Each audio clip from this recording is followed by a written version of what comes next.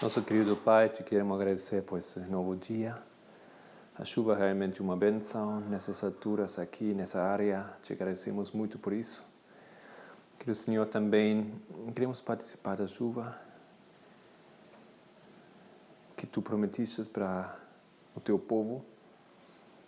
Aqui estamos, uma vez mais, fazendo um intento de compreender a Tua palavra, de aplicar as profecias para nosso tempo. Guia-nos, por favor, querido Pai, para que hagamos segundo a Tua vontade. Precisamos de Tua ajuda para compreender. Pelo nome de Jesus. Amém.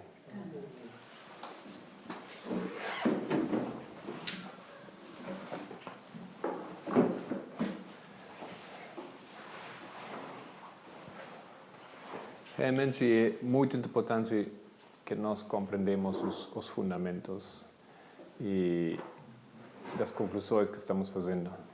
Se vocês têm dúvidas nas aulas, vocês têm dúvidas acerca de umas coisas que concluímos, que dizemos, por favor, perguntem, ok? Porque é muito importante que tudo isto que estamos aqui concluindo é verdadeiro, é correto, ok?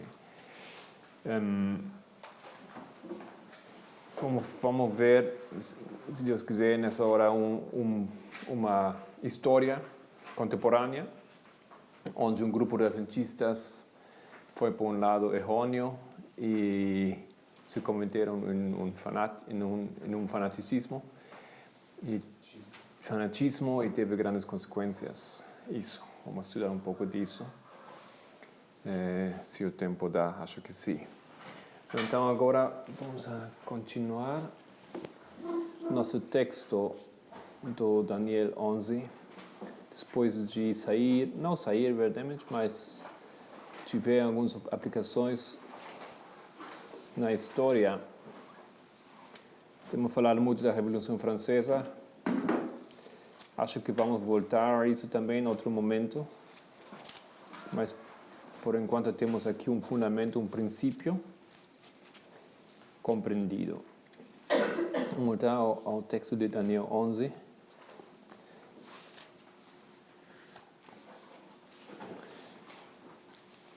Fala assim: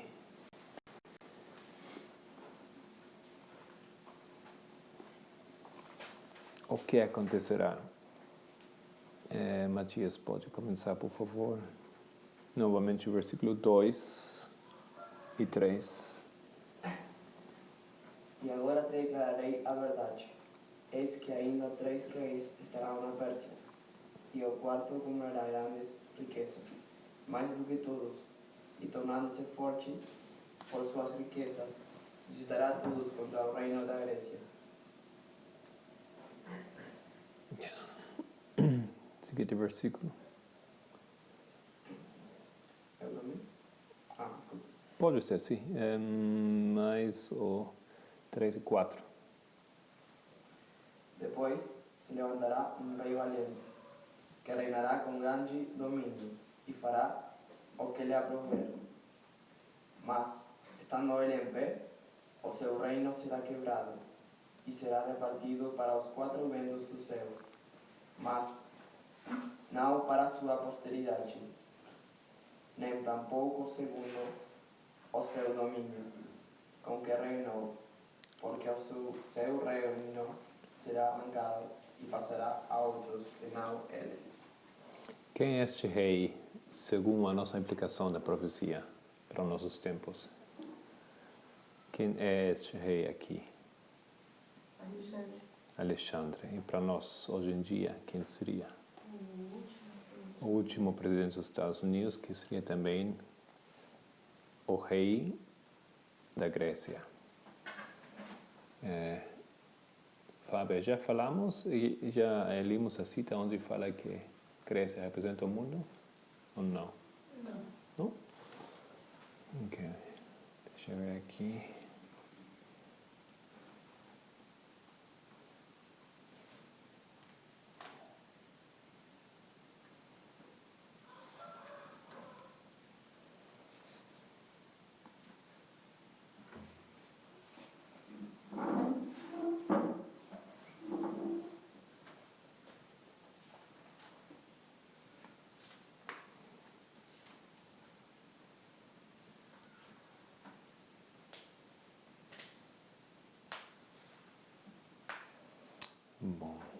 aqui o texto, só um segundo.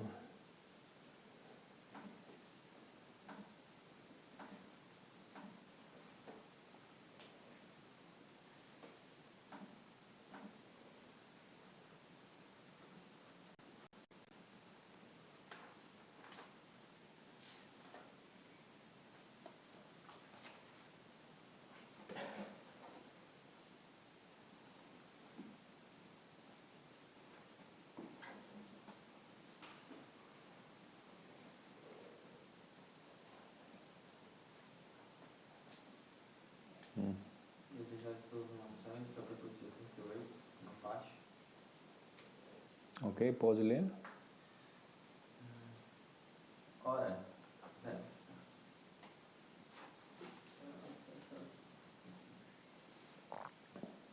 os gregos tinham ouvido falar da entrada triunfal de Cristo em Jerusalém. Alguns supuseram e profalaram que ele expulsara do templo os sacerdotes principais e havia de tomar posse do trono de Davi, dominando como rei de Israel. Os gregos anelavam conhecer a verdade quanto à sua missão. Queríamos ver a Jesus, disseram eles. Seu desejo foi satisfeito ao receber a petição.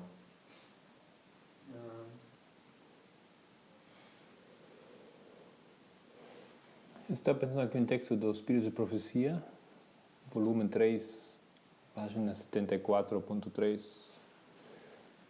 Espírito de Profecia, volume 3, página 74.3. Fala assim: Jesus se refere àqueles gregos como representantes dos gentios em total. Naqueles, ele achou o primeiro fruto, os primeiros frutos de as primícias de uma colheita, harvest, abundante, onde todas as nações, línguas e people, povos da terra, etc., vão ouvir sobre a salvação por Cristo, etc. Então, Jesus achou, he regarded these Greeks, ele compreendeu ele se referia àqueles gregos como representantes dos gentios em geral. Ok. Bom, então temos aqui o... Desculpa, a referência. Uhum.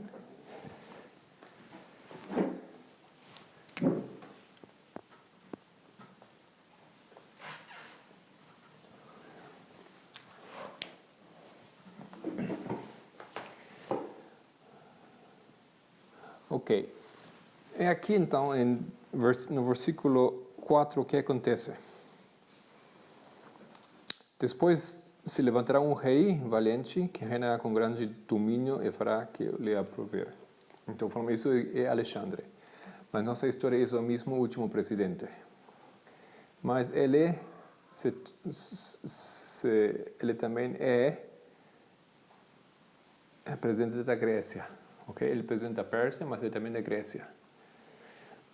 E acho que isso é interessante porque Alexandre foi presidente da Pérsia e também foi presidente da Grécia, que foi uma confederação de estados.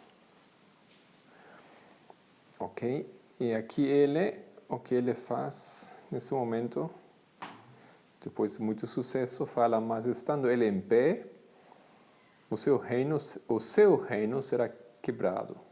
Então estamos dizendo que no momento que o último presidente dos Estados Unidos se vira presidente ou líder das Nações Unidas, seu reino, Estados Unidos, será quebrantado. Ok? E de que forma será quebrado? Repartido para os 4 ventos. Então aqui estamos fazendo uma combinação. Por isso vocês têm aquele texto para lembrar, memorizar, de Ezequiel 14, vamos lá. Livro de Ezequiel 14.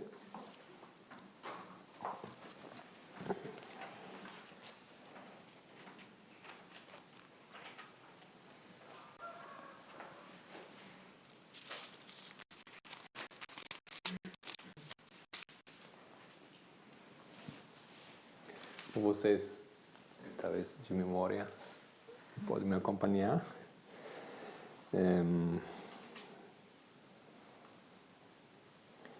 Ao final, quando fala no versículo 21, depois de explicar os juízos, não? Os diferentes juízos que vêm sobre o povo de Deus. Quantos juízos vão vir sobre o povo de Deus? 4. Aqui, o que estamos fazendo é a aplicação essa, que o povo de Deus mora onde? Na Terra Gloriosa.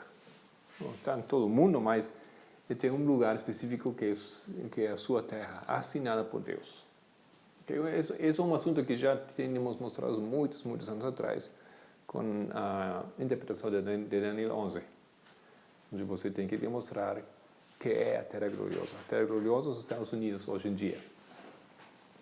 E sobre aquela terra gloriosa vão vir aqueles castigos de Deus. E quantos são? 4. Versículo 21. Porque assim diz o Senhor Deus: quanto mais se eu enviar os meus 4 maus juízos, a espada, a fome, as feras e a peste contra Jerusalém, para cortar dela homens e feras. Então, a divisão em 4 ventos é a mesma coisa aqui. Não é que eles recebem poucos ventos, simbolizam que coisa? Guerras. Também, entre outras coisas, não? Guerras, destruição, juízos, não? A retenção dos 4 ventos em Isaías 7, Apocalipse 7. E aqui tem 4 juízos que caem sobre o povo de Deus. Não sobre o povo de Deus, mas sobre a Terra Gloriosa. E tem então uma aliança, um relacionamento entre Ezequiel e o livro do Daniel. Mas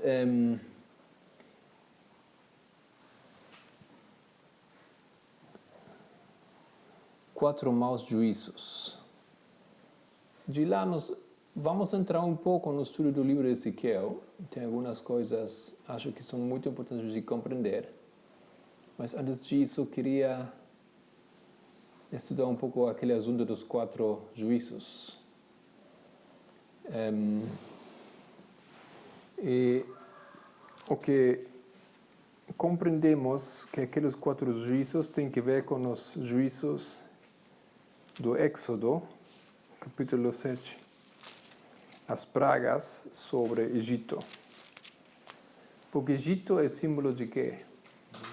Do mundo, não?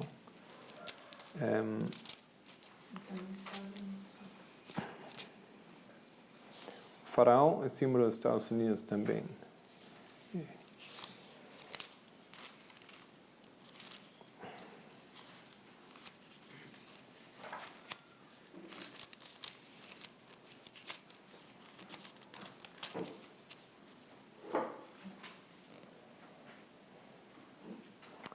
Não precisamos ler todas aquelas pragas, mas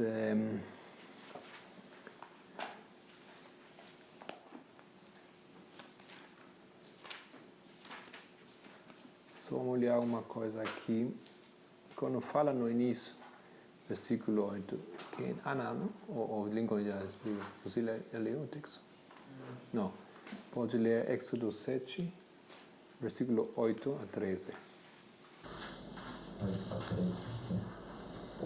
E o Senhor falou a Moisés e a Arão, dizendo: quando o Faraó vos falar, dizendo: fazei vós um milagre, dirás a Arão: toma a tua vara e lança-a diante de Faraó, e se tornará em serpente. Então Moisés e Arão foram a Faraó, fizeram assim como o Senhor ordenara. E lançou Arão a sua vara diante de Faraó e diante dos seus servos, e tornou-se em serpente.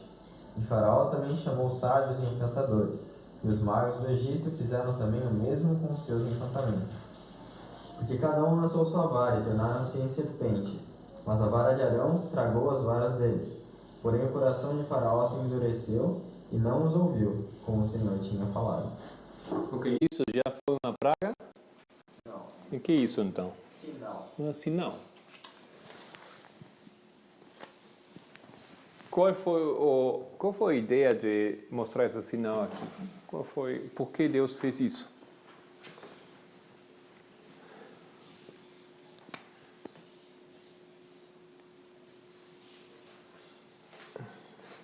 Por que fez isso aqui? Várias respostas. Uma delas para endurecer o coração do faraó. Endurecer o coração do faraó. Não. Não? White fala que Deus não endureceu o coração do faraó, que Deus sabia que era duro e por isso ele proveyó sua presença nesse momento no Egito para que ele possa demonstrar seu poder. Mas Deus tinha que primeiro mostrar seu poder, sua justiça, para que cada um tome sua decisão de que parte se vai a poner. Ok. Mas a Bíblia também fala que Deus faz coisas para endurecer o coração. Então, o que significa isso? Mas en White fala que isso significa que Deus colocou o faraó nesse momento porque ele era um homem de coração duro e ele sabia Deus que não ia aceitar nunca. Então, Deus não provocou que ele pecara. Ele evidenciou. Ele fez isso visível. Ele colocou isso nesse ponto decisivo para tomar uma decisão oficial, pública. Isso, mas está correto dizer que ele endureceu o coração. A definição não é que ele fez... O que significa isso não é comumente nós entendemos ele fez que seu coração se virou duro, não, seu coração já estava duro. Isso. Ok, você falou várias respostas, outra coisa que você quer dizer aqui? Qual foi o sentido desse sinal? Qual foi a ideia desse sinal? Para que os egípcios pudessem soltar também Israel, entender o que vendria depois também as 10 plagas, tipo. Deus queria toda coisa colocar as 10 pragas? Sim? Não, mas... Não, na verdade não. Na verdade não é que Deus quer colocar, não quer que o mundo sofra. Não, claro, os 10 pragas têm que vir por consequência, mas a sinal é para o seu povo, como você fala, não? O seu povo compreende. O mundo compreende também o que iria de acontecer agora. Uma sinal. Você poderia se preparar então para isso que viria aqui. E o povo do Egito estava convidado de participar do povo de Deus, de se juntar com eles para evitar o julgamento sobre eles, não? A morte do seu primogênito e a morte eterna, basicamente porque eles iriam ficar lá nessa terra. Então aqui, para nós, temos um sinal nessa história.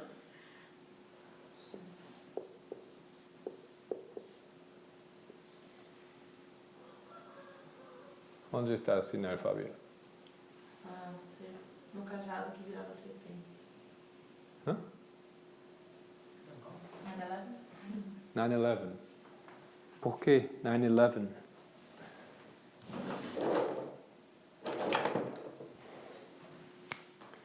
Por que 9/11 é a sinal? Que é o sinal do profeta Jonas. Explica um pouco.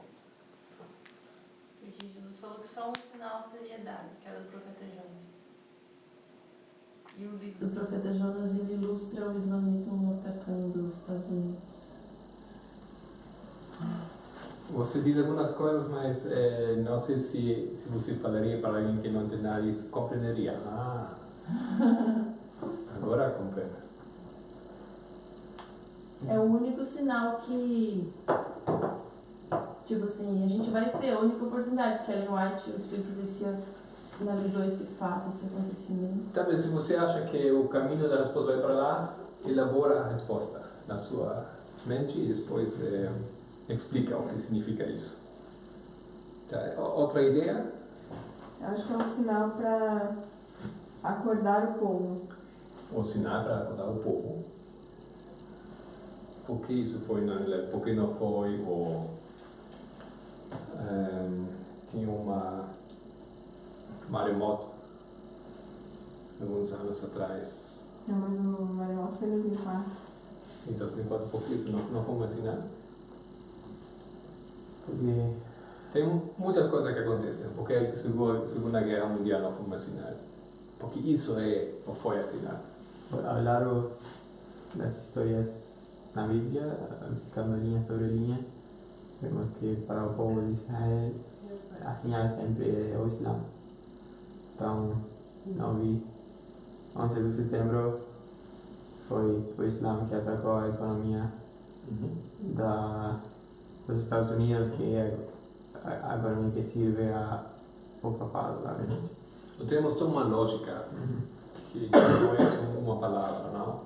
Você precisa estudar a reforma, você mostra que foi aqui, o que aconteceu aqui. É um momento na história que se repete em outras leis de reforma. A sinal, segundo Lucas 21, que é a sinal? A figueira brotar. A figueira brotar. E que causa a figueira brotar? Chuva cheirante. Hã? Chuva cheirante. A chuva, não?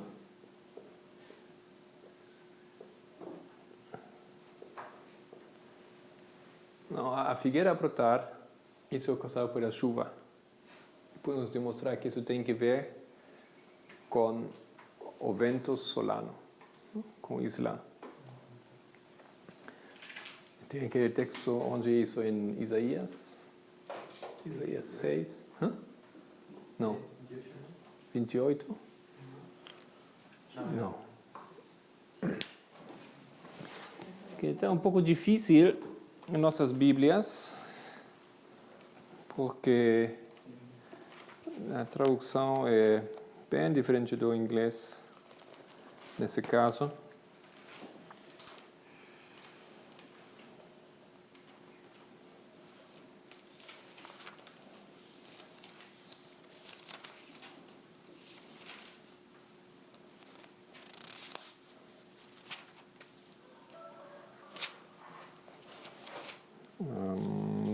Bom, não lembro bem. Você lembra aquele texto? Aqui. Esse é 27, você está muito perto.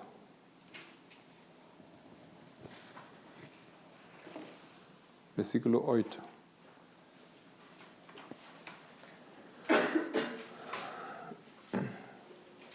Ana, você pode ler, por favor? Isaías 28, 8. 27, 8. Sim. Com medida contendeste com ela, quando a rejeitaste, quando atirou com seu vento forte no tempo do vento leste. Ok, alguém tem inglês, né? In measure, when it soothed forth, thou wilt debate with it. He stayed his rough wind in the day of the east wind. Ok. Vou colocar um pouco aqui a versão inglesa. The word. Debate with it.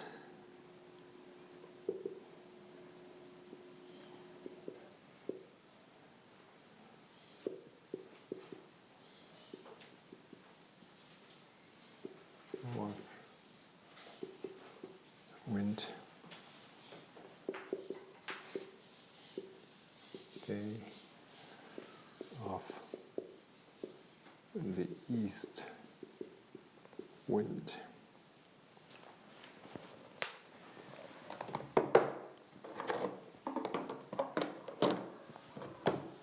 Então a tradução da King James é bem diferente. In measure, o que significa isso? Em medida.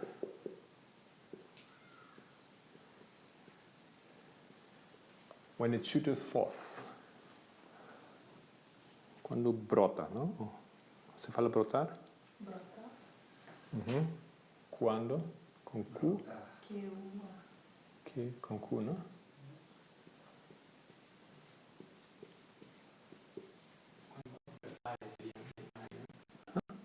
Brotar é como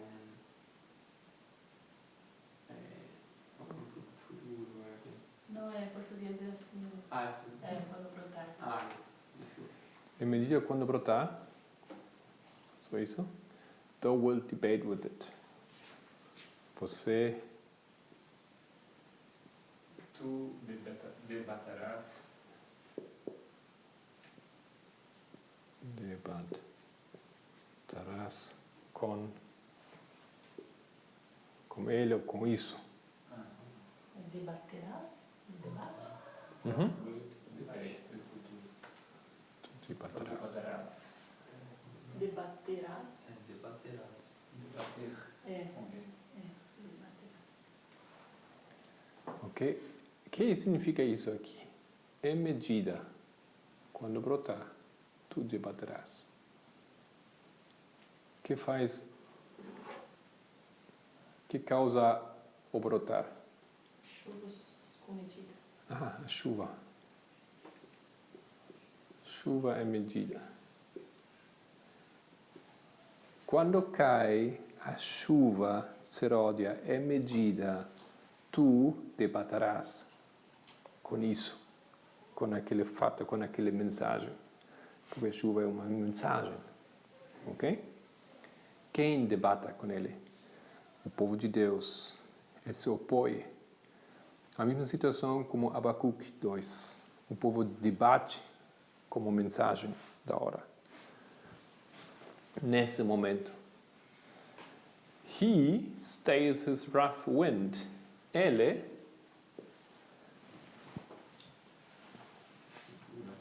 segura o seu vento forte, ou você como fala rough, não? Forte no dia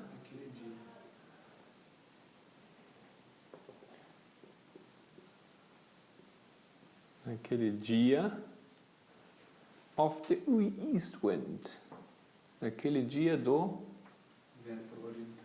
vento oriental. Quando que é o vento oriental? Símbolo dos árabes do Islã. Islã, não? To stay, aqui diz como traduzido como take away, to remove. Os anjos seguram o vento. O Islã quer produzir uma confusão, uma destruição na Terra. Mas eles são segurados, não? Para falar um pouquinho em contexto, está falando do Judá, não? O Israel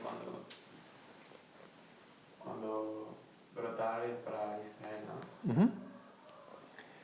No momento, quando começa a chuva, seródia, em medida, o meu povo, o povo de Deus, ele debate com a mensagem. Debate com isso. Não, isso não é uma sinal.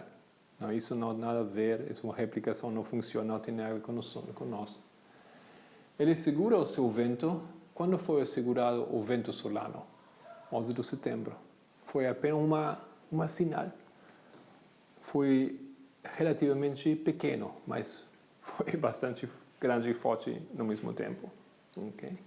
Para ficar como um sinal bem visível. Porque o vento forte ainda não está vindo, está retenido. Isaías, Apocalipse 8, Apocalipse 7. Ok? Então, nesse momento, essas coisas acontecem. Aqui temos reunidos, 11 de setembro, o trabalho do Islã, a chuva seródia em medida, a retenção, porque isso é o que acontece aqui. Os 4 ventos são retenidos, são segurados, ok? nós sempre falamos do restrained, the restraining of Islam, o segurar do Islã nesse dia. Isso é que acontece. Isso é o 11 de setembro aqui nesse versículo. Ok? Vocês têm uma Bíblia, existe uma Bíblia em português, não? Que é assim uma tradução bem perto a King James.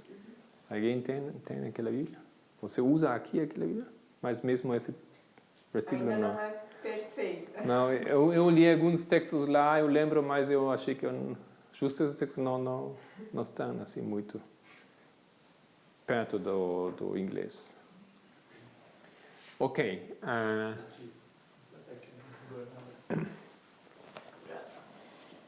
Continuamos. Então, estamos aqui revisando ou interpretando a aplicação do Isaías 14, 21, os 4 juízos. Ezequiel, obrigado. E aqui estamos começando com a leitura de Éxodo 7. Vamos lá de novo. Então, essa é a sinal. Isso é a sinal. E o povo de Deus compreende a sinal? Não compreende a sinal. Eu lembro bem, não sei, em algum lugar eu devo ter aquele texto, uma revista, acho que foi Ministry. Ministry é a revista adventista para os ministros, para os pastores. É uma revista, alguém fez a pergunta, 11 de setembro, o que foi isso? Tem algum significado para nós como igreja? E um pastor respondeu e disse que nada a ver. É somente das tantas sinais que tem no tempo do fim. As guerras, as lutas, as calamidades, tudo o que acontece. Não, a igreja não dá nenhuma importância nessa sinal. Então, Éxodo 7, versículo 8 a 13. E agora tem o que acontece. Primeira plaga.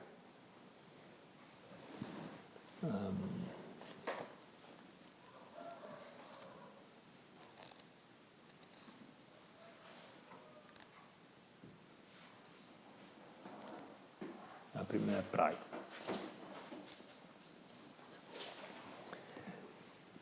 Talvez eu vou colocar primeiro aqui. Posso secar isso? Ou ainda estão escrevendo?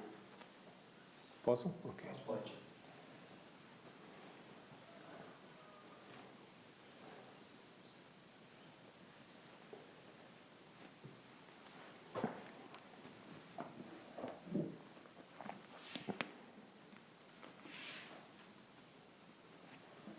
A primeira praga aqui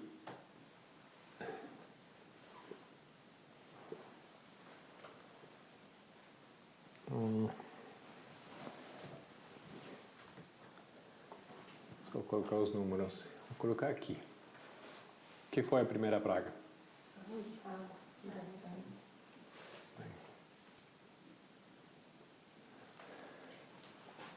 Não sei, acho que ainda não posso assim explicar cada uma das pragas, exatamente o que simboliza, mas só quero mostrar aqui uma lógica. E para vocês decidirem se isso tem bastante fundamento para ser assim, ficar assim ou não, ok? Quantos dias foi a primeira praga?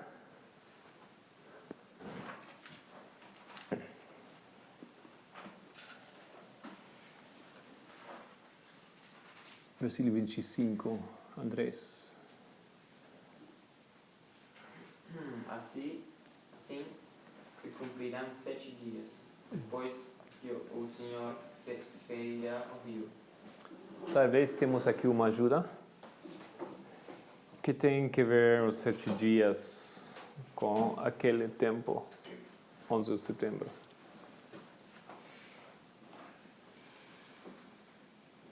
Número 7. O número 7 está lá, o número 7 não, ainda o número 7, temos 7 anos, 7 anos, 11 de setembro, até clamor da meia-noite.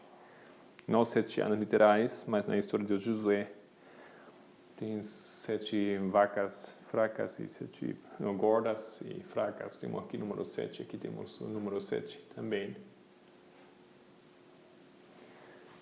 Talvez. A segunda praga, capítulo 8, que foi isso? Hanas. Has.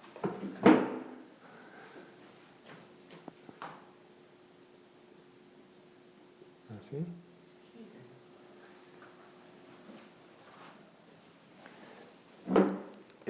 Eu nunca compreendi o terror que algumas pessoas têm com esse animalzinho. Eu acho bastante coitado, assim, não? Aquele pobrezinho, assim, tem. É bem bonito se olha de perto. Eles têm os cores muito bonitos. Mas, ok. Helena White fala sobre a Has em... isso é Education, o livro Education. Educação, página 189 e 190. Só tem isso aqui em espanhol.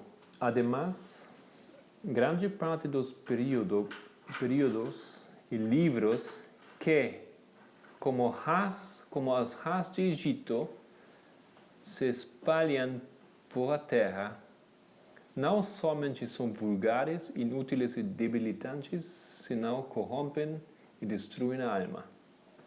Então ela faz aqui uma comparação com os rãs com períodos, material publicado, publicações. 129? Hã? 129? 189. Como publicações com mensagem falsa, mensagem errada. Ok?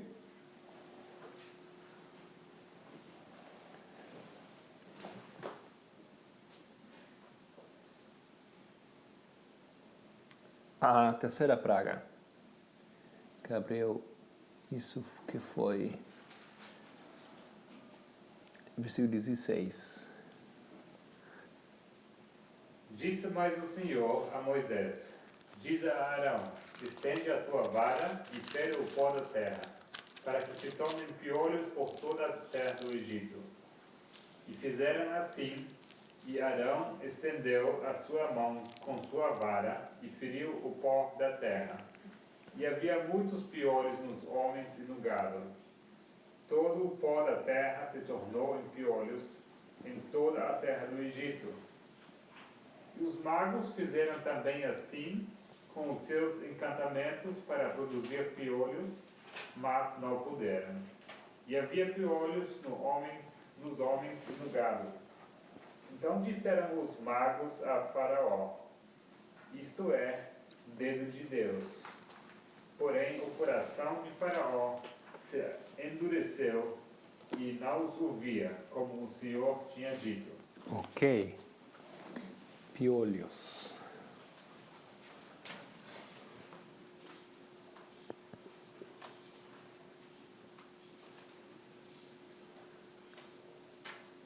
O que tem aqueles três em comum que as outras depois não têm? Essas 3 pragas caem sobre todo o Egito, né? Inclusive no lugar onde o povo de Israel habitava. Gozen. Ok, inclui a terra de Gozen.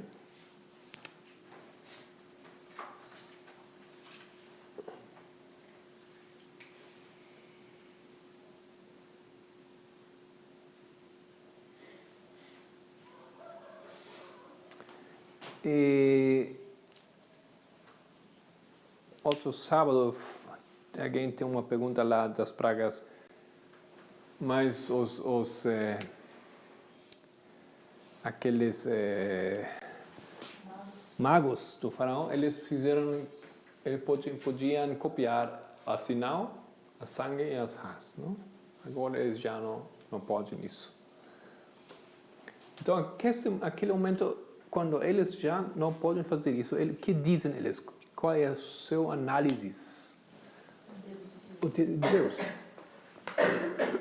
Que é o dedo de Deus?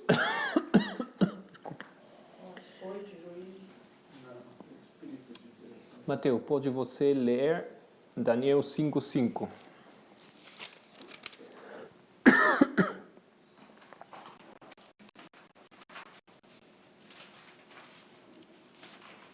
Você já lembra de que eu estou falando? Você já sabe que vai ler? Hã? É isso mesmo, que é isso?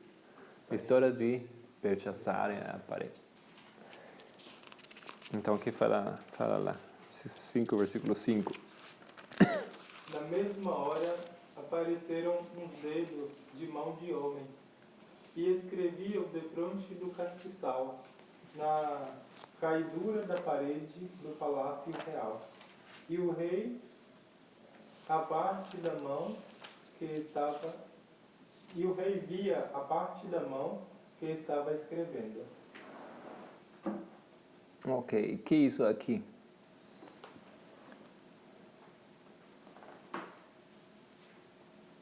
Que são os dedos? Uma sentença? Sim, uma sentença, mas de quem é o dedo? É de Deus, não é?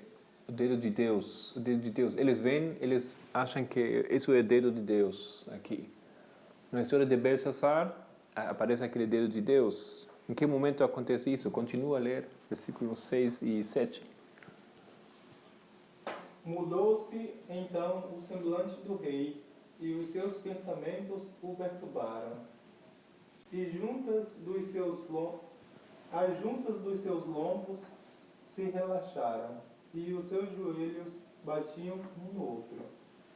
E gritou o rei com força, que se introduzissem os astrólogos, os caldeus e os adivinhadores. E falou o rei dizendo aos sábios de Babilônia: qualquer que lê este escrito e me declarar a sua interpretação, será vestido de púrpura e trará uma cadeia de ouro ao pescoço, e no reino será o terceiro governante. Ok, o que acontece nisso? Você tem algum indício aqui, um sinal para onde colocar na história esse evento, profeticamente? O que faz o rei? Você leu, o que está fazendo Mateus? O que está fazendo o rei? Ele oferece um prêmio para alguém que... Antes disso. Antes, ele fica com muito medo. Aí fala uma coisa no começo do versículo 7. Leia de novo.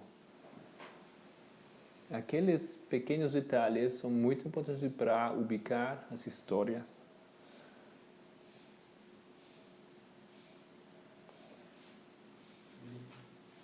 Gritou com força. Ah, tá. Fala. Quando na história acontece o forte grito, o grito com força? Outra palavra para grito. Clamor. O que é isso aqui? O forte clamor.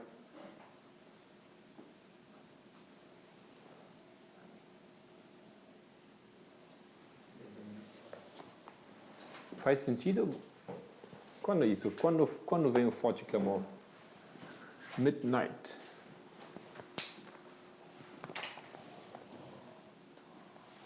Ok, midnight, na meia-noite. Não é assim? É a história das 10 virgens.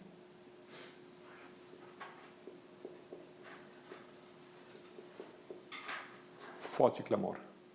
Ok? O dedo de Deus, aqui,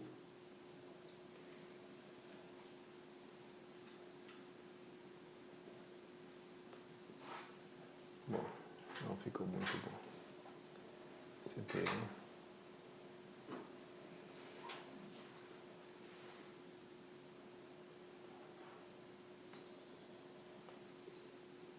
O dedo, não, que escreve aquelas palavras na parede, é um símbolo. Aquele símbolo aparece na história de Belshazzar, na parede. Quando acontece aquele símbolo, o rei faz o clamor, forte clamor. Forte clamor vem na história das 10 virgens, em meia-noite. Tem outro sinal aqui, no texto de Daniel 5. O que acontece no versículo 6?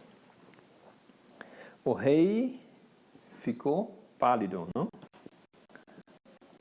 Mudou-se então o semblante do rei e os seus pensamentos, que? O turbaram, né? O turbaram. Você tem que colocar sempre os seus olhos aqui no texto, não? Porque nós estamos acostumados a ler assim, mas tem aqui, cada palavra tem o seu significado. Se turbaram. Quando acontece isso? Quando se turba o rei? Tem outro texto em Salmo 48. Salmos 48, versículo 4. Fábia, pode ler isso, por favor. Salmos 48, versículo 4. Porque eis que os reis se ajuntaram, eles passaram juntos. Viram e ficaram maravilhados, ficaram assombrados e se apressaram em fugir. Tremor ali os tomou e dores como de mulher de parto. Tu quebras as naus de Tarsis como um vento oriental.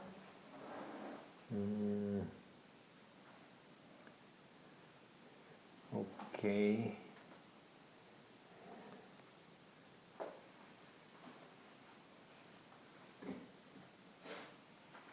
Também dá para demonstrar que o dedo de Deus é o Espírito de Deus.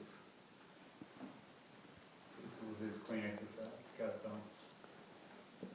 Através de Lucas 11, 20, diz aí: mas se eu expulso os demônios pelo dedo de Deus, certamente é a voz de chegar o reino de Deus.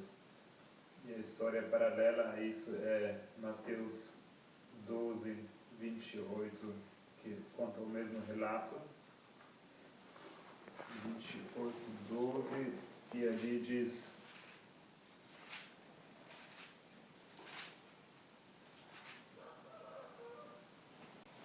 não, o que eu falei? 12, 28. Mas se eu expulso os demônios pelo Espírito de Deus, logo é chegado a vós o reino de Deus. Ou seja, conta o mesmo relato, uma vez fala o dedo de Deus, outra vez fala o Espírito de Deus. Também seria uma aplicação desse símbolo. E como aplica isso para aqui? Vai na leve?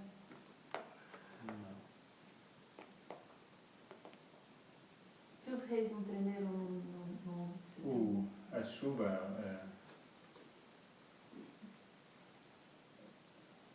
que cai mais forte, né? A chuva sendo o símbolo do Espírito de Deus também, né? Que ele vai caindo cada vez mais forte. Talvez. A gente colocou, digamos assim, o paralelo da história de José. O que, digamos assim, faz essa transição do período de fartura do período de fome é o vento oriental. No texto de Salmos 48 fala do vento oriental entrando em cena de novo. Isso não. Estamos novamente no Salmo 48. Eu acho mais fácil, lógico, em inglês, onde tem as mesmas palavras, usando as mesmas palavras. Fala assim, versículo 4. For the kings were assembled, they passed by together, they saw it, and so they marveled, and they were troubled. A mesma palavra, they were troubled. Eles ficaram perturbados, ou, sim, atribulados. A mesma palavra como em Daniel 5, versículo 6. Então, no momento onde eles ficam assim, e por que ficam eles assim, como leu Lincoln? Porque por o vento, não? Versículo 7. No vento solano, vento oriental. Então, você fala, sim, isso acontece aqui no 11 de setembro. É certo, acontece no 11 de setembro, mas acontece novamente aqui. Ok? Somente que quero dizer aqui que esse estado que eles ficam turbados é produzido por o vento solar, é produzido por o vento oriental, é produzido por o Islã. O Islã causa isso neles. Aqui, em vários momentos, o Islã faz isso. Eles ficam turbados. Provavelmente é doble ainda. Isso, é o dobro, não?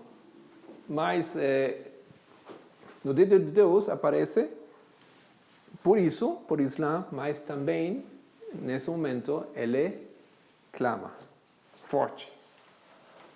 Então, nesse momento do dedo de Deus, é isso aqui. Porque temos o clamor forte, temos os reis turbados aqui, temos o vento oriental aqui.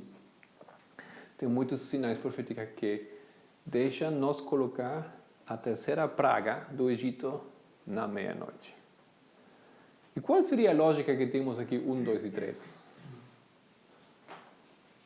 Também pode ser os 3 passos. Temos 3 passos aqui. 3 passos. Passos para quem? Sacerdotes. Okay? Eu sei que ainda não temos estudado bem aquele assunto, mas isso é a história dos sacerdotes.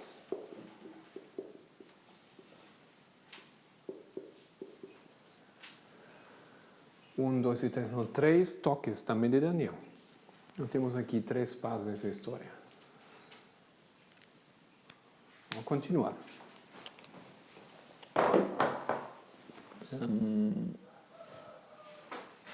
Matias, pode continuar.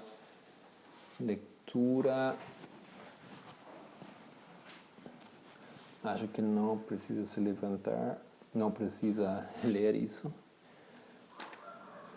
Deixa eu ver só um segundo aqui.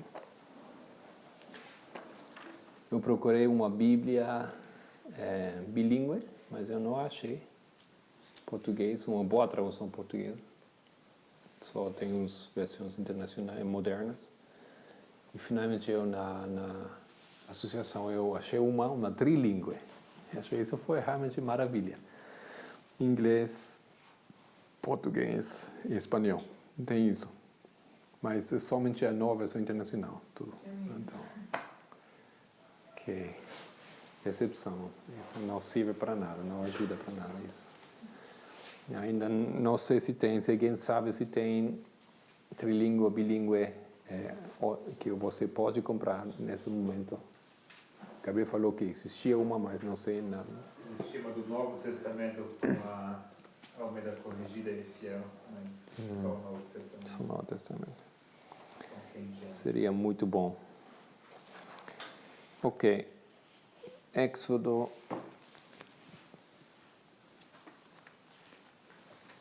A seguinte praga.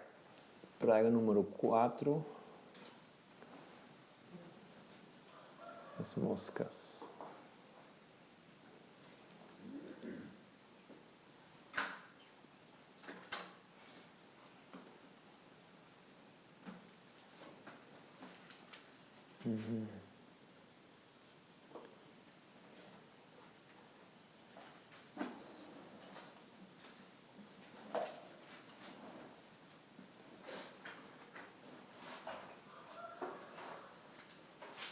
Tem aqui um indicador, mas eu não lembro muito bem. Talvez vocês lembrem como aplicar isso no versículo 20. Disse mais o Senhor a Moisés: levanta-te pela manhã, cedo, e põe-te diante de Faraó. Isso de levantar é outro sinal, mas eu não lembro onde. Não sei que corresponde com meia-noite, mas não lembro como. Se alguém lembrar, pode falar. Desculpa, que versículo de novo? É 20. 8,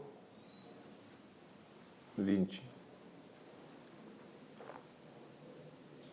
É relacionado com Isaac. Isaac. lembro onde que tá.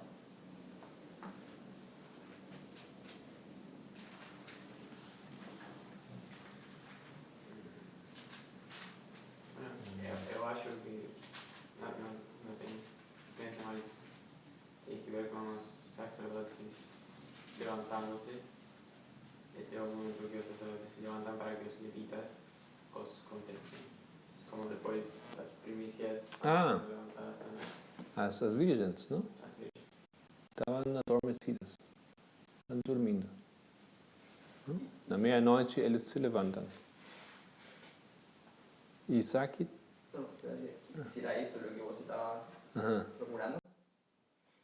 Acho que sim. É simples, não?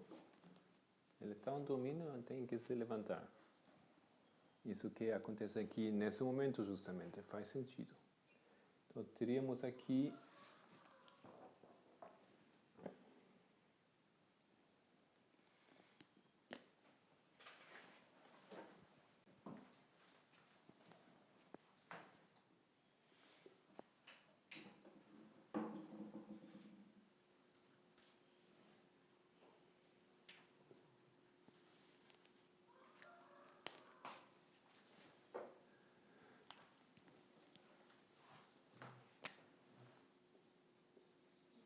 clamor da meia-noite. O que foi a praga? Moscas.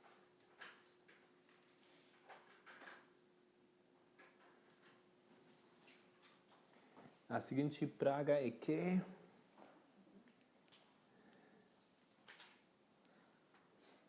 Peste nos animais.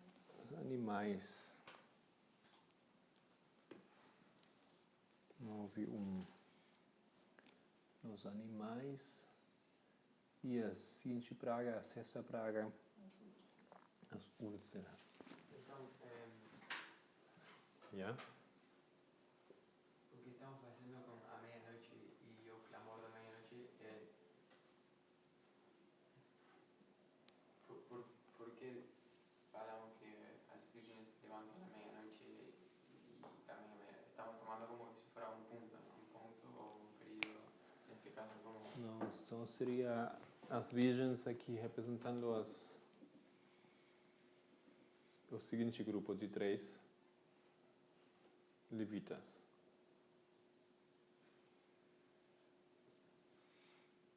Sim, mas não sei se a pergunta nós pusimos que as virgens, quando encontramos a palavra levantar, falamos que é meia-noite. Por que não Sim, por que não é isso aqui? Claro, estamos falando como que... Porque as úlceras vêm aqui, ou porque... Vamos ver isso. Sim, eu compreendo. Tomamos isso como um ponto ou um período de tempo, não? Você poderia ver que as virgens se levantam aqui, pelo clamor. Mas eles se levantam meia-noite também. Não, é uma complicação dentro disso, mas é o mesmo e não é o mesmo. Depende de como você olha isso. Eu acho que aqui, nessa maneira, é simplesmente um pouco mais detalhado como acontece isso. A história não tem assim essa mesma cronologia como tem naqueles eventos nessa linha. Acho que não podemos colocar as moscas aqui, mas os úlceras sim podemos colocar aqui. Deixa eu ver como. Praga número 6.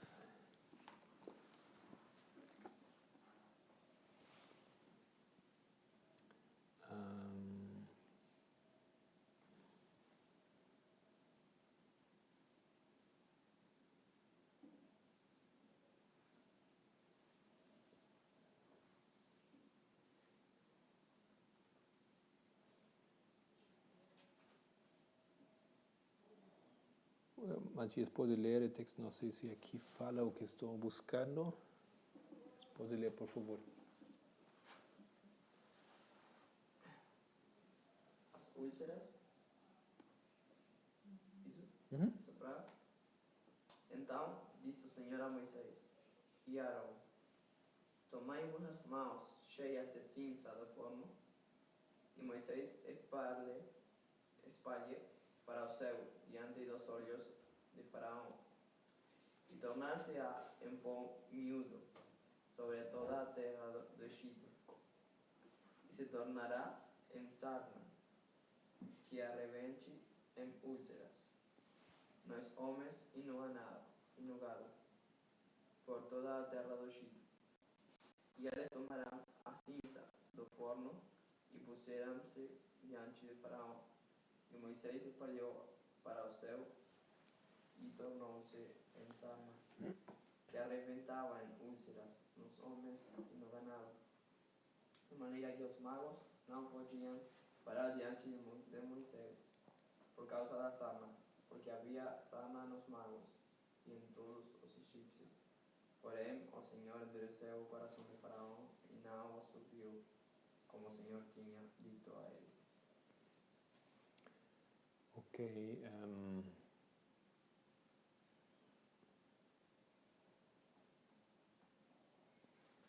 Temos que continuar com a sétima praga. Não sei se temos aqui uma simbologia específica nessa praga para dizer que é esse momento. Mas a seguinte, sim. Não, isso, o que estamos fazendo aqui é como estamos achando alguns marcadores que permitem colocar. Isso sim permite colocar aqui. Isso permite colocar aqui. Aqui ainda não temos aqui marcadores que exatamente colocam isso onde, mas tem que ver depois disso. Mas a seguinte aqui sim é muito claro que vem aqui. E por que eu falei que isso é para os levitas? Porque São os seguintes 3 passos. Sim, mas eu pensava que... Sim, é certo que vem depois disso, não? É, fiquei confundido aqui. Acho que essas são as 3 demonstrações no Binding of para os sacerdotes, não? As três Provas, que não são provas, mas são demonstrações de caráter humano. Ok, então isso, na verdade, isso poderia ficar aqui, não? Também, sim.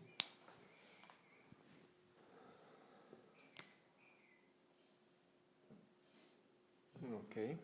Gozo de Egito? Não, os primeiros 3. Sim. Já é um pouco complicado aqui.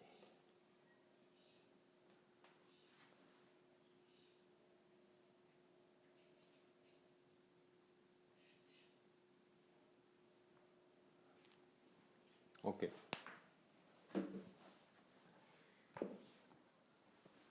Temos que ver se isso faz sentido, ok? Estamos aqui, são umas ideias de como aplicar aquele texto. Por quê? Porque tem alguns sinais que parecem muito claros. Lincoln, continua, por favor, versículo 13 até o 15. Então disse o Senhor a Moisés: Levanta-te pela manhã cedo e põe-te diante de Faraó. E diz-lhe: Assim diz o Senhor Deus dos Hebreus: Deixa ir o meu povo para que me sirva, porque esta vez enviarei todas as minhas pragas sobre o teu coração, sobre os teus servos e sobre o teu povo, para que saibas que não há outro como eu em toda a terra. Porque agora tenho estendido minha mão para te ferir a ti e ao teu povo com pestilência, e para que sejas destruído da terra. Ok. Então a sétima praga é que? Saraiva. Mas, versículo 14, o que diz? Aquela praga é? Todas. Ao mesmo tempo, é todas as pragas. E como são colocadas aquelas pragas? Versículo 15. Porque agora eu estenderei a minha mão.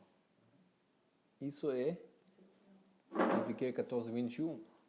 Lembramos novamente isso, que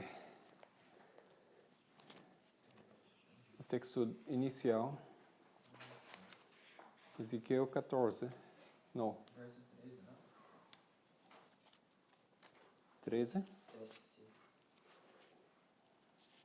Pode ler. Outro homem. Quando uma terra pegar contra mim, se rebelando gravemente, então estenderei a minha mão contra ela. Isso. E quebrarei o sustento do pão, e enviarei contra ela fome, e cortarei dela homens e animais. Então, estamos novamente do momento do início. E falamos que isso acontece. Os Estados Unidos serão quebrantados com a lei dominical.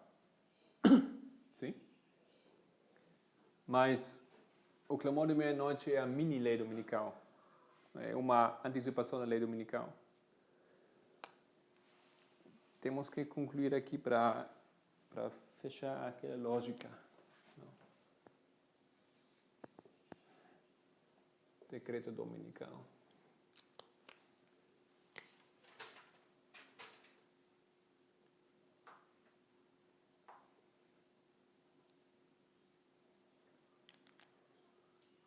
Saraiva. Assim?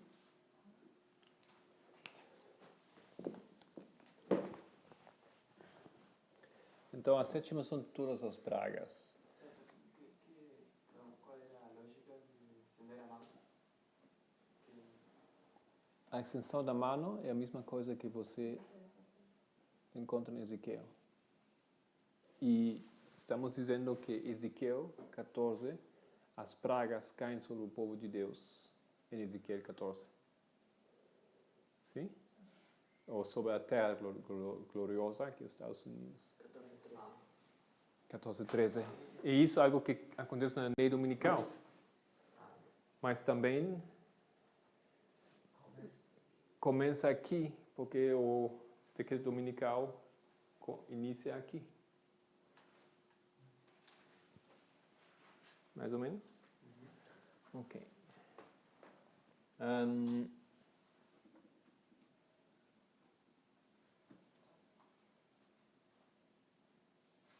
Tá bem.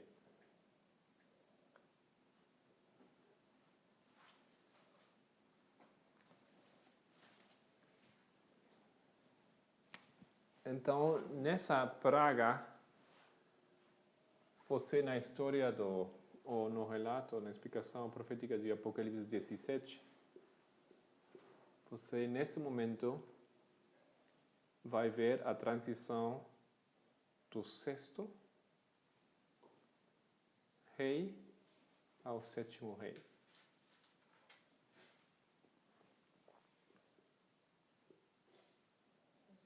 Ok? Estados Unidos, a ONU. No mesmo momento da sexta à sétima praga. Isso que acontece. Mas ainda temos que demonstrar que a sétima vai ir ou Sim. se isso for assim? Sim. Basicamente, por que você sabe que é a sétima aí? Ou por que você sabe que essa sétima não é a última? Porque a última é A lei dominical. Tem que ser a lei dominical por quê? É porque o que acontece aqui? Morte dos primogênitos. Páscoa. Páscoa é uma...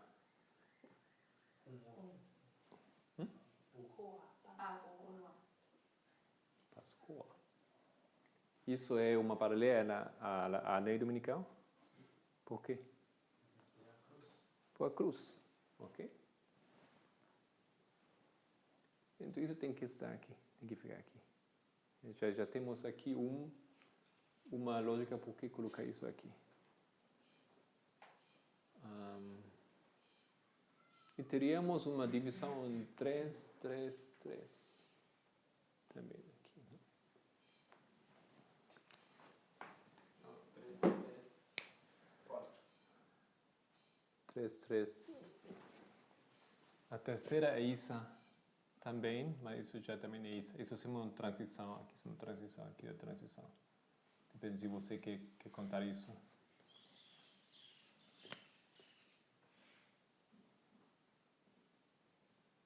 Assim. Isso é como eu vejo isso.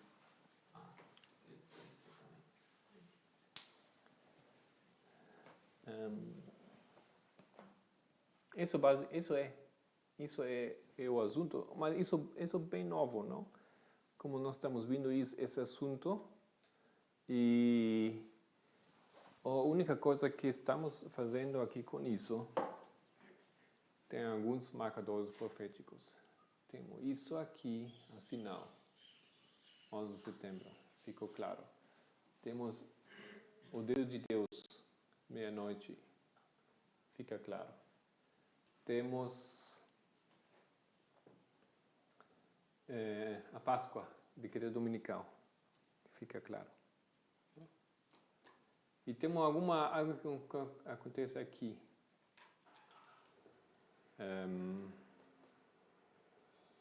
Porque agora fala todas as pragas. E quando acontece isso, talvez esse ponto tenha que ser elaborado mais, acho que sim, mas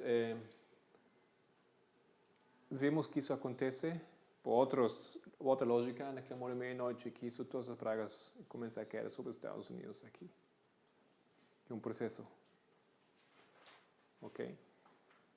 Eu acho que se lê a sétima praga, tem bastantes indicadores Bom, possíveis. se você quiser, podemos ler isso. É um pouquinho longe, Então, talvez não fazemos isso, mas podemos fazer isso na próxima hora. Eu achei que iríamos explicar muito mais sobre Ezequiel hoje,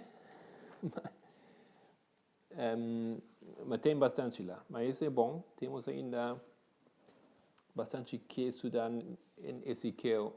Somente, então, Ezequiel é um livro muito, muito profundo, muito interessante para nós, porque o que aconteceu, somente isso talvez vou mencionar. O que aconteceu é que Ezequiel tem alguns mistérios, ou teve alguns mistérios, ou tem mistérios, depende para quem você está falando aqui. Ezequiel 4, basicamente, é um enfoque. Ezequiel 1 já ficou um texto importante para nós. Por quê? Por a visão de Mará. Vamos falar disso novamente na próxima hora, um pouco mais devagar. Ezequiel 4 tem umas profecias. E só quero que vocês olhem para lá. Vocês conhecem essas profecias. É turno de quem de ler? Ana, Andrés? Ana. E tem lá uma profecia. Vamos estudar isso na próxima hora. 4. Começa no versículo 2. E põe contra ela um cerco, e edifica contra ela uma fortificação. E levanta contra ela uma trincheira, e põe contra ela arraiais, e põe-lhe aríetes em redor. Ok. Versículos 5 e 6. Porque eu já tenho fixado os anos da sua iniquidade, conforme o número dos dias, 390 dias, e levarás a iniquidade da casa de Israel. E quando tiveres cumprido estes dias, tornar-te-ás a deitar sobre o teu lado direito, e levarás a iniquidade da casa de Judá 40 dias. Um dia te dei para cada ano. Então aqui temos umas profecias. A primeira é quanto tempo? 390 dias. 390 dias. E a outra é? 40. Onde colocar isso? Mistério para os teólogos. Ninguém nunca teve uma ideia assim determinada. Tem muitas ideias, mas não tem nenhuma assim que ficou, mesmo para os que expõem as ideias, assim muito convencida ou muito clara. 390, os 40. Temos aqui o princípio dia por ano, não? Mas não foi possível de demonstrar ponto de início, ponto final, ponto de início, ponto final. Somente agora, nesse ano, eu comprei nesse ano, o nosso irmão Theodore Turner, ele investiu uma coisa e ele descobriu o significado disso. É simplesmente esse fato, já não é a primeira vez que nesse movimento temos o descobrimento de umas datas que simplesmente o mundo da teologia não tem como compreender. Não tinha solução. O adventismo tampouco não tem solução. Estou falando do mundo dos teólogos em total. Então vamos entrar um pouco com isso, vamos ver o que tem que ver isso com o nosso estudo aqui. No início do versículo 6 fala que vai ter sobre o povo de Deus cerco. Então tenho aqui uma tarefa para vocês. E a tarefa tem que ver com o tema do cerco. Vocês já lembram um pouco? Não? Na Bolívia temos começado mais um pouco. Não entramos nisso, eu falei só disso. Mas tem alguns cercos muito importantes na história. Então, vamos fazer assim. Quem quer ter eu tenho uma lista aqui, quem quer estudar o primeiro tema? Ok, o primeiro tema é o sítio de Jerusalém de Nabucodonosor. Os sítios de Jerusalém de Nabucodonosor. Quem tem o segundo? Andrés. Aliança com Roma foi no ano 163, não acho? No diagrama, fala aqui. 64. Aliança com Roma, os judeus com Roma, 164 antes de Cristo. Já vou explicar como tem que ser a tarefa. O terceiro, Ana. A destruição de Jerusalém no ano 63 antes de Cristo. É o seguinte. Quem quer o seguinte tema? Ok, Fábia. O ataque a Jerusalém no ano 66 depois de Cristo. O seguinte, Mateus ou Matias. A destruição de Jerusalém no ano 70 depois de Cristo. E Mateus, você por favor explica para nós o sítio de Constantinopla no ano 1453. Não? 53. 55, 53. Querido Senhor, te agradecemos por essa manhã, que foi muito rápida, passou muito rápido o tempo. Mas acho que uma vez mais um pouco podíamos avançar e colocar algumas coisas no seu lugar para na próxima hora continuar descobrindo o significado das profecias, da cronologia e outros assuntos no livro de Ezequiel. E tudo isso em relação com o que estamos estudando no livro de Daniel. Por favor, ajuda-nos e abençoe os estudantes também com a sua tarefa. Em nome de Jesus. Amém.